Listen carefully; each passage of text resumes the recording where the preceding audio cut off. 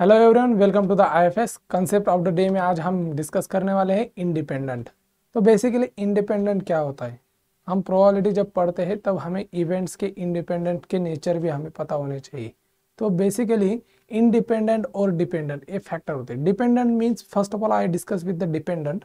तो डिपेंडेंट का मतलब क्या होता है कि एक इवेंट दूसरे इवेंट पे अफेक्ट कर रहा है, तो उसका मतलब क्या होगा, dependent. A is event is affected on the B, so that's why A and B are the dependent.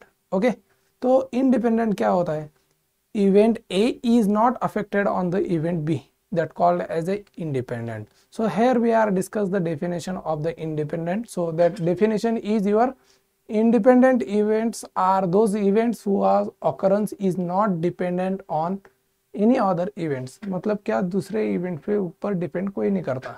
ठीक है, तो इसके रिलेटेड एग्जांपल क्या लिया है हमने, तो बेसिक एक नॉर्मल एग्जांपल जो आपको हमेशा पता ही होता है, टॉसिंग ऑफ कॉइन का। ठीक है, तो वही हमने डिस्कस किया है। तो क्वेश्चन में क्या बता रहे हैं हम, एग्जांपल में क्या बता रहे हैं, if a roll a die twice the outcome of the first roll and the roll of second roll have no effect on each others.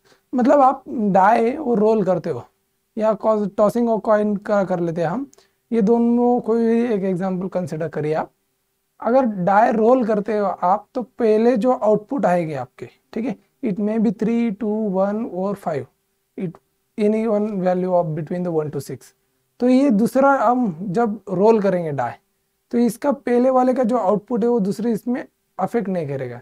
दूसरे इसमें भी क्या हो सकता है, कोई भी 1 to 6 में से वैल्यूज आ सकती है। कैसे, जो हम लिखेंगे यहाँ पे, here I am discuss about the values।